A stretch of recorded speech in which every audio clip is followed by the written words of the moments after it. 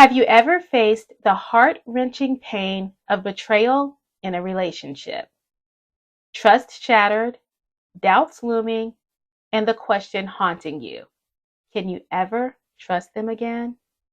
In this video, we unveil the secrets to rebuilding trust, healing wounds, and reigniting the flames of love. Join us as we delve deep into the journey of transformation, where the scars of infidelity can give way to a stronger, more resilient bond.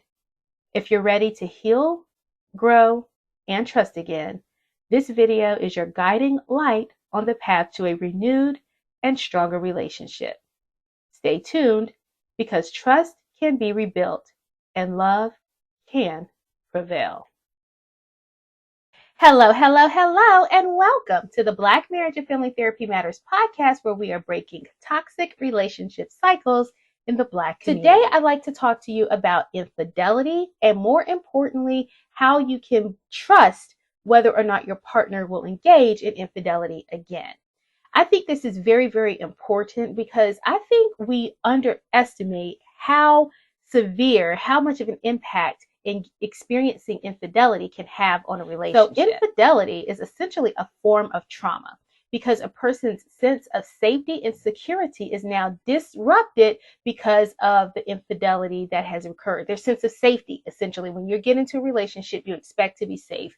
You expect your partner to be loyal to you. You expect your partner to be committed to you. When that gets violated, that safety is disrupted, and the belief that that could happen again can be extremely overwhelming and discouraging to anyone, inducing a feeling and a sense of trauma. So it's important to understand that infidelity is not just the war, it's not just abuse, but anything that makes a person feel like they are not safe and that they can't trust what's going on, particularly a marriage, can also be a form of trauma. And while it's important to recognize that essentially there's nothing that can give you 100% certainty that you will not be faced in another traumatic situation of infidelity, there are some things that you can look for that can enhance the propensity and reduce the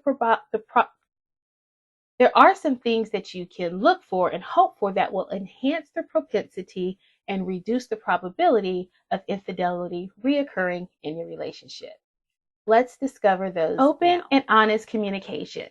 So that's something that I'm just going to be honest, we're not having enough of in the Black community. We're not having enough of this in communities in general. When things get uncomfortable and difficult, we run. We're not having the conversations, but we need to talk about why the infidelity occurred. And I'm not saying, okay, well, if I was happy, and if you were doing the right thing, then I never would have cheated on you or things like that. But let the person know, and especially if you feel safe enough, which is really the only way you should have the conversation with the person, is if you feel safe, that they can understand and benefit from what you have to say as to why you did it, and be on the receptive end. So an example, and I'm thinking about this on Sex and the City, when I can't think of the character's name, but when the attorney was so busy with her work and she wasn't able to have sex with her husband. Eventually her husband stepped out and cheated on her, had sex with somebody else. Samantha, I think it was Samantha. So it's important to recognize that happens. That happens actually very often. But if you are so angry with your partner, which Samantha was in the show, then she's not able to look at the fact that, wait, she did do something that also wasn't good. Not saying the infidelity was right, but you have to fix the root of that problem for your relationship to be saved. And I believe, if I can remember correctly, it was Miranda. It was not Samantha. It was Miranda. I really am thinking about the characters now. So yes, it was Miranda. And if you know the story and if you follow the sequence, you will know that they actually did get back together and have a very good marriage. So this is a prime example of when you get to the root of the problem, it can be helpful. Establish boundaries.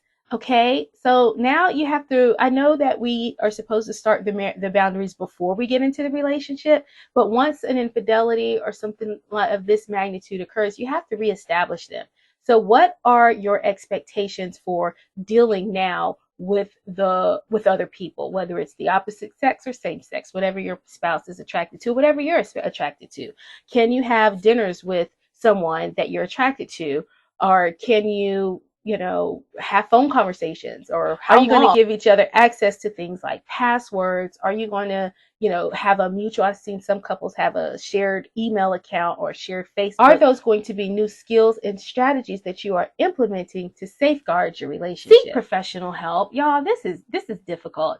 And I honestly wouldn't recommend unless you all are extremely emotionally mature. And I'm talking about have had extreme, I don't even think that you can naturally be inclined to be strong enough to work through infidelity without marriage.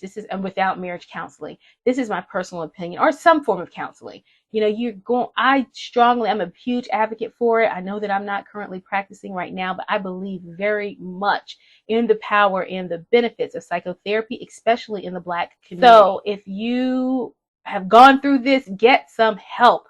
Okay, we have a variety of therapists in different states across the United States who can help you. It can be individual or it can be couples, but you need a professional to jump in and help you to sort through some of these things, because it's just too much to deal with on your own based off of your own perceptions and your own thought processes, some of which is what contributed to the infidelity to begin with. This one's a hard one, but it's time and patience.